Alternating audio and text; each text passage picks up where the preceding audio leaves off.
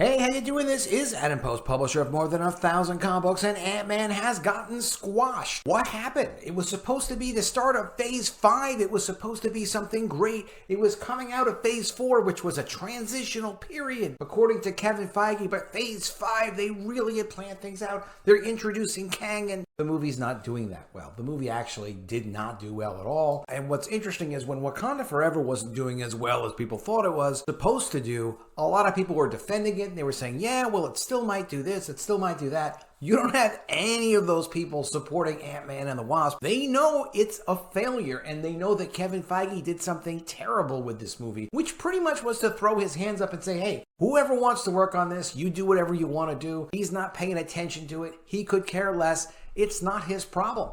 It's the writer's problem. It's the producer's problem. I don't know whose problem Ant-Man and the Wasp was, but it wasn't Kevin Feige's problem. He completely dropped the ball on it, which is pretty incredible because it is the launch for Phase 5. Here's an interesting article that's very polite, talking about Kevin Feige explaining why Marvel's Phase 4 was a little weird. So this comes from Showbiz Cheat Sheet. Fans think MCU's Phase 4 seemed so disjointed. And so fans were saying, hey, I've watched everything in the MCU. The previous phases felt like they were building to one big crossover. Phase 4 was largely an epilogue, saying goodbye to old favorites and setting up new storylines, and it felt disjointed because of it. Over on Twitter, one fan wrote, now that Phase 4 is over, we can get back to decent focused writing. I know Phase 4 was all just Marvel having fun and doing whatever, but it felt so disjointed. You can't just have fun and do whatever. You know, when you say phase, after you've done 3 phases, you're doing Phase 4, you're doing Phase 5. It's not supposed to be like, let's redefine what we mean by phase after every phase. That's the format. That would be like if you go and you buy the comics every week at the comic store, all of a sudden, instead of comics, now they're going to say, well, listen, we're going to give you these animated videos. And then the next week, they're going to give you placemats, but they have the stories written on placemats. And the next week, it'll be a comic strip. And the week after that, it might be a TV show. You can't randomly change the format and the expectation of what the fans are getting. And subverting expectations doesn't work when you're trying to build momentum. It's literally the opposite of building momentum. It crushes momentum. But here's Kevin Feige explaining why Marvel's Phase 4 was a little weird. Feige said this: during the screening of Ant-Man and the Wasp: Quantumania, Marvel Entertainment interviewed Feige about his thoughts on MCU's Phase 4. He said the Marvel Studios team wanted Avengers Endgame and Spider-Man Far From Home to wrap up the Infinity Saga. According to Feige, Phase 4 focused less on conveying an overarching tale and more on experimentation, introduction, and reintroduction. We wanted the Infinity Saga to feel complete after Endgame and Far From Home, said Feige. But Phase 4, as I've said, is all about experimentation, introduction, and reintroduction. And we all took our time to have fun and play in genres we hadn't played in before and do all sorts of fun things with these characters. Feige's comments suggest that Phase 4 was meant to be a transitional period for the MCU rather than the continuation of previous phases. With the departure of several key characters such as Iron Man and Captain America, the MCU needed to find new adventures to explore. Feige says MCU's Phase 5 is about connecting the big picture. So here he's going to just claim that, oh, well, it's setting up the multiverse saga in a very big way, and you'll know that from when you see Ant-Man Quantumania. You know, all the more reason to have made sure that when you watched Quantumania, you had a sense that it was complete. I'm not just talking about the visual effects. There's obviously parts of the story that weren't completely thought through and finished and structured well. It was obvious that the main purpose of it was, let's introduce Kang, let's give Jonathan Majors a chance to do a nice performance, and it wasn't great, it was adequate, it was nice, but they needed much more than that, and they absolutely didn't deliver on it. So I don't know what Kevin Feige thinks of Marvel fans, but apparently he doesn't think that much of them. But let's get into this article from Cosmic Book News. Before we do, please be sure you're subscribed to the channel. Click the bell for notifications and give me a thumbs up. Really appreciate you guys. Ant-Man and the Wasp: Quantumania box office is squashed in its 3rd week. Feige's MCU Phase 5 is not off to a good start, which follows the questionable approach to Phase 4. The Ant-Man and the Wasp: Quantumania box office gets squashed in its 3rd week as the flick again fails to keep up with the estimates, and it's also the worst performing movie of the Ant-Man films so far. Estimates offered the film would have a 3rd weekend box office of $13.3 million,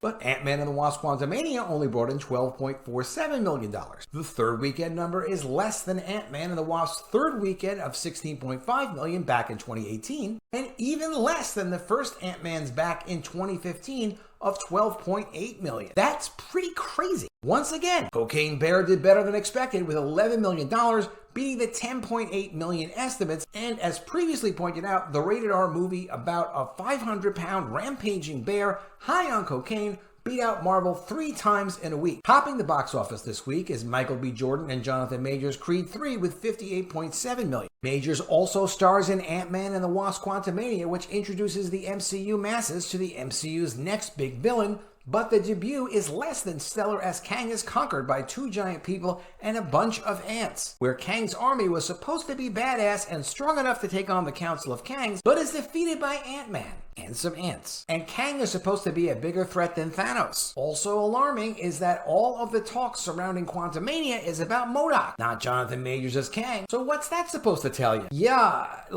Jonathan Majors, he was fine. But if the movie isn't going to be just all about Kang, then Kang needs to fit into a well-crafted story if you want people to talk about it. He could have been a very interesting character. I didn't think what they did with it was very interesting. Let me know what you think in the comments below. MCU is a mess under Kevin Feige. Ant-Man and the Wasp: Quantumania is the latest big mess from Kevin Feige, which follows his Phase 4 approach with flicks such as Thor: Love and Thunder, Doctor Strange in the Multiverse of Madness, Black Widow, and Disney Plus shows such as She-Hulk and Ms. Marvel, which are all less than mediocre and can't even begin to compare with anything from Phase 1, 2, or 3. The MCU doesn't look to be improving anytime soon, as following James Gunn's Guardians of the Galaxy 3, which looks really similar to Quantumania, the Captain Marvel sequel, The Marvels, gets released, which is said to have major problems of its own, with actresses and characters that nobody cares about and likes, and no Avengers movies to sandwich to save the flick. The Marvels looks to be less than marvelous,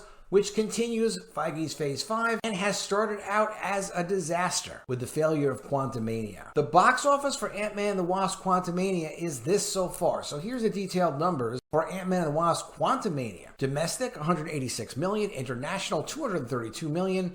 In total, $419 million. So it's estimated now it'll probably wind up in the mid $500 million. That is not good. Ant-Man and the Wasp from 2018 did a gross of $216 million domestic, $406 million international, and a worldwide total of $622 million. The original Ant-Man did a total of $519 million, and it was the first release. There was no big existing audience for Ant-Man. It was kind of like them just throwing a hero out and hoping to get something from it. They took a chance on it, and Paul Rudd did well. But if you want to know why Ant-Man and the Wasp: Quantumania is doing so poorly and isn't doing the numbers it should be, just look at the descriptions of these movies and understand what their focus of the story was and how interesting and compelling Ant-Man 1 started as, and then compare it to 2 and then compare it to 3. Here's the description for Ant-Man from 2015. Armed with a super suit with the astonishing ability to shrink in scale but increase in strength, cat burglar Scott Lang must embrace his inner hero and help his mentor, Dr. Hank Pym, pull off a plan that will save the world. That sounds compelling.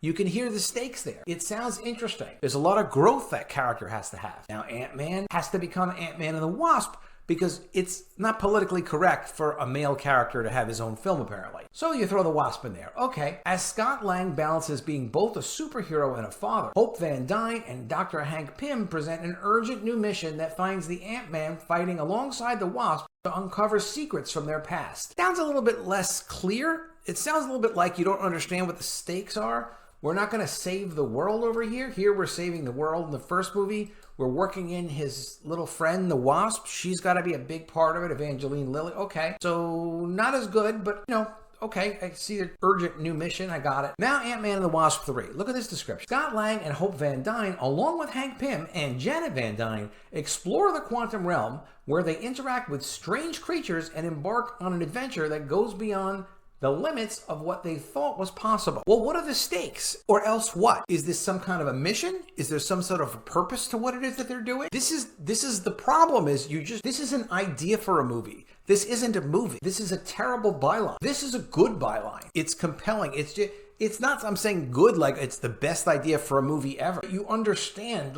this character is going to be going through some challenges. It's going to be difficult. The character is going to need to change to adapt to his surroundings. But if he is able to do it, he's going to pull off this amazing plan where he's going to save the world. So there's the character growth. That's interesting. But by the time you get to Ant-Man and the Wasp: Quantumania, it's like, all right, well, Scott Lang is hanging out with Hope Van Dyne, but also Hank Pym is there and Janet Van Dyne is there too, and they're going to interact with strange creatures. It sounds like they're just sitting around doing drugs. That's what it sounds like to me. It doesn't sound like there's anything going on. And there really wasn't anything going on. It was just like, all right, have them do a bunch of stuff, and now here's Kang. Don't you love Kang? That's not a movie. It's not a story. I thought it was really, really poorly done, and you should never be seeing work that looks that unfinished, especially on a mainstream project, especially on something that's supposed to be launching Phase 5 or anything like that cost a couple of $100 million to make and market. It was just absolutely inexcusable. But let me know what you think in the comments below. Did you think that Ant-Man was going to get crushed like this? Did you think he was going to get squashed like a bug? I wasn't sure. I thought maybe this movie could be good. They were talking a lot about reshoots. Reshoots usually means there's problems, but I don't know. I mean, until you see it, you really don't know. But now you kind of expect, if you see a Marvel movie, it's probably not going to be any good. But let me know what you think in the comments below. Did you like the movie? Did you expect this movie was going to be bad? I don't know. I don't know what's going to happen to Marvel next. I'm also interested to see if you guys have any suggestions about what you think is going to happen to Marvel next. I'd love to see. All right. Thanks again for those comments. Please be sure you are subscribed to the channel. Click the bell for notifications and give me a thumbs up. And I'll see you again soon with another video. And if I don't see you, I will miss you.